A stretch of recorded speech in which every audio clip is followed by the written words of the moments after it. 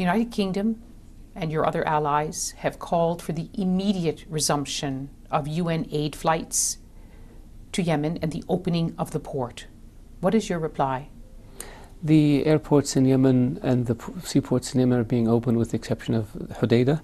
We have said that we will suspend all operations of these ports after the ballistic missile hit Riyadh International Airport.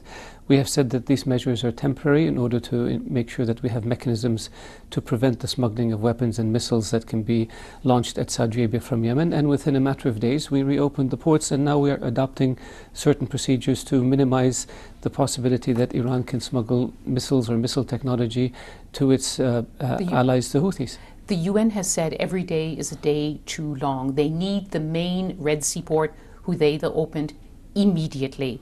We have a number of seaports open along the Red Sea. But they're not as big as Hodeidah. We have increased, we're working on increasing the capacity at those ports. We have other plans for making other ports available to Yemen. I think the issue of Hodeidah, the Houthis destroyed the cranes that were at the port of Hodeidah. The Houthis charge money ransom for every ship that docks in Hodeidah. The Houthis then proceed to steal the humanitarian assistance that is offloaded in the port of Hodeidah, and they proceed to sell it in order to fund their war machine. They don't distribute it to the people who need it. So for some reason there has been accusations too that your bombardment as well has caused damage at Hodeidah. That's not correct. We did not bomb the port of Hodeidah. The Houthis destroyed the cranes from the ground, and everybody knows this. There has been this myth built around Hodeidah, and it's taken on this proportion that is out of reality. There's no sense of reality to it. What about the reality that the United Nations says that 7 million Yemenis are at risk of famine if the main ports and the airport in Sana'a in northern Yemen under Houthi control is opened? Does that worry you? The airport of Sana'a, what worries me is this misinformation and outright disinformation that is being pushed and that is being repeated and that is being sold as truth. The airport of Sana'a was never closed to humanitarian flights. The flights go in. The reason we have the reason we have starvation in Yemen is because the Houthis lay siege on cities and towns and prevent assistance from coming in. The starvation does not occur in the territories controlled by the government. The Houthis are the ones who randomly shell villages and towns. The Houthis are the ones who deploy child soldiers. The Houthis are the ones who have laid tens of thousands of landmines that are a danger to everyone. All sides of in this war have been called upon to do their part to ease the suffering and to stop the fighting. This week, the international outcry is against the Saudi-led blockade of the ports, seaports and airports. Yeah, but so the call is on Saudi Arabia to do something now. We are by far the largest provider of humanitarian assistance to Yemen. No country or combination of countries in the world has provided more aid to Yemen than Saudi Arabia has. So when will the flights open into Sana'a airport? That's the main. When the Houthis handed over to the United Nations, as they said they would many, many months ago, it will be. When the Houthis hand over the port of Hodeidah to the United Nations, as they said they would for almost a year now, the port will be opened. But the airport in Aden is open. There are other airports in Yemen that are open. There are a number of ports along the Red Sea and along the Arabian Sea that are open, and they're being used, and we're increasing capacity at those ports. We have land bridge where we bring in humanitarian assistance from Saudi Arabia into Yemen. Unfortunately, a large percentage of humanitarian assistance provided by Saudi Arabia and other countries is subject to looting by the Houthis. So just to be clear, the United Nations has specifically said to Saudi Arabia, please open the Hodeidah port because people will die of starvation if you don't. I believe that doesn't trouble you, the consequences of not opening the port and trying to tighten the inspection regimes. The United Nations have recognized your concerns about the port, but what they're saying is work with them to open it more quickly. The United Nations has been working or trying to work with the Houthis for almost a year for the Houthis to hand over the port to the UN and have not succeeded. I think the blame should be directed at the Houthis, not at the coalition. What would you do if a ballistic missile hit London Heathrow Airport? What would you do? Wouldn't you take precautions to protect your people? We have had more than 70 ballistic missiles launched at our country. We have tens of thousands of students in the south who cannot attend schools because of the random shelling by the Houthis. We have many Saudis who have died, civilians, because of the shelling by the Houthis. Is this something that any country will tolerate? Of course not. Both sides. There is more than one side in this war. With all due respect, you cannot equate the actions of the coalition, which is legitimate action, to protect a legitimate government from takeover by a radical militia allied with Hezbollah and Iran. The Houthis are the ones who took over Yemen by staging a coup. They are the ones who robbed Yemen of a political process that would have brought stability and peace to Yemen. With all due respect, the United Nations has said that all sides are guilty here of causing the deaths of civilians, but the overwhelming majority are because of the bombardment by the Saudi-led coalition. My BBC colleagues were in Yemen this week. They saw the results of the Saudi-led coalition bombardment. Are more steps going to be taken to protect civilians in this war? We have taken steps and will continue to take steps from the beginning of the conflict to minimize civilian damages to civilian, and to make sure that we have the accurate we hit legitimate military targets. There are more than 40,000 no-strike items on our lists. We vet this process very thoroughly. Where there are complaints, we investigate and we make amends. This is something the Houthis don't do. And with all due respect to the statistics that people have been putting out, we take issue with it. And we have consistently and repeatedly said that we take issue with the way the statistics were gathered and with the way the statistics were complied. When the Houthis fired a long-range missile, which was intercepted over the international airport here in Riyadh, you called it an act of war because you say that the missile had Iranian markings on it. The missile is an Iranian missile.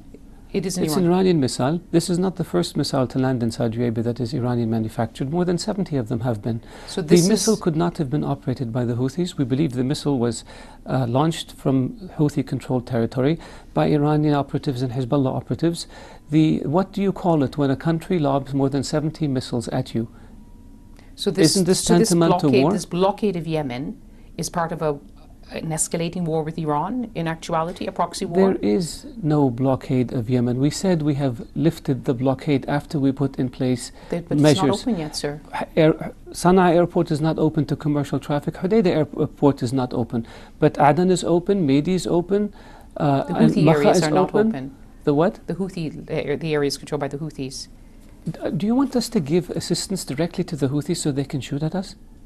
Would you do this? People who live in those areas. We send them supplies. We provide assistance to all Yemenis, irrespective of who they are. The Houthis are the ones who rob the assistance and sell it for gain rather than give it to the people to save their lives. That's why where the major responsibility lies, not with the legitimate government of Yemen, nor with the coalition. You were supposed to be in London this week for a meeting with the main players in Yemen to try to find a political solution. Can you return to that moment? Yes, but we had to be. You cannot have meetings when the Houthis, with their Iranian backers, launch ballistic missiles at your capital. It can't be business as usual, and it won't be business as usual. We need to find ways to protect our country and to protect our people, while at the same time we pursue a political process. Keep in mind that since this conflict began, more than 70 understandings were reached. Every single one of them the Houthis reneged on. You say it's not business as usual. Is this the moment where Saudi Arabia, which has long expressed concern about what you see as growing Iranian influence and meddling in the region, this is the beginning of an escalation of the pressure on Iran in Yemen, in Lebanon, across the region? I wouldn't call it escalation. We're defending ourselves. But you're escalating the pressure on Iran. We're not the ones who started this. The Iranians did the moment the Khomeini revolution took place. They did the moment they enshrined in their constitution the principle of exporting the revolution. They did the moment they designated Saudi Arabia as a country whose system they want to overthrow. They did the moment they attacked our embassies and the embassies of more than 12 other countries. They did it the moment they assassinate our diplomats on more than one occasion. The moment they planted terror cells in our country. They committed terrorist attacks in our country. They harbored terrorists and fugitives, including those who perpetrated the 1996 Khobar Towers bombing. And they harbored the board of directors of Al-Qaeda. We know from Osama bin Laden's documents that he and the Iranians had a very cozy relationship. So this is the history, and are you Yes. saying that now is the moment where you're going to try to put greater pressure on Iran? Saudi officials here use the phrase pushing Iran back to its borders. Is this the beginning of a new push by... We've come to the conclusion that we cannot reason with Iran. We've come to the conclusion that every time we extend our hand in friendship, all we get is death and destruction. So we came to the conclusion that enough is enough, and we will protect our interests. And that's what you're seeing. The escalation did not come from us, it came from the Iranians. There is concern, as you know, about either a declaration of war or an accidental tumbling into war. How great is that fear? We want to avoid this at all costs. Nobody needs war. But we can't have the Iranians walk all over the region. This has got to stop, and this is not our policy. This is the Trump administration's policy. Prime Minister May spoke about this a couple of days ago. You heard the French minister, foreign minister at the press conference today. The world is saying to Iran, enough is enough. Act like a rational country. President Trump has said in a tweet that Saudi Arabia knows what it's doing. But Secretary of State Tillerson issued a statement warning Saudi Arabia and Iran not to use Lebanon as a playing field. Who do you listen to? Lebanon is not a playing field. Lebanon is a country... It's not the next front in your war with Iran, or your Cold War with Iran? Lebanon is a country that has suffered and continues to suffer because of Iran's proxy Hezbollah. Hezbollah is hijacking the Lebanese political system. Hezbollah is using the financial system to launder money. Hezbollah is using the ports to smuggle drugs and weapons. Hezbollah, which is an instrument of the Iranian Revolutionary Guards, is an instrument that Iran has used to cause mischief in Kuwait, in Bahrain, in Yemen. Hezbollah is the world's foremost terrorist organization, and Hezbollah now dominates Lebanese politics. What we're trying to do is bring balance back to Lebanon. What we're trying to do is support the Lebanese government be strong, and we're trying to make sure that Hezbollah's influence or grip on Lebanon is removed. Is that why you called Saad al-Hariri to Riyadh? Because you were worried he was trying to work with Hezbollah rather than to work against it in the unity government? I think the decision to, and Prime Minister Hariri can speak for himself on this issue, but I believe the decision that he made to resign was based on the fact that at every turning point, Hezbollah would throw obstacles in his way. And every time he tries to move the country forward, Hezbollah creates more obstacles. And he reached a point where he said, I'm not going to do this. Again, enough is enough.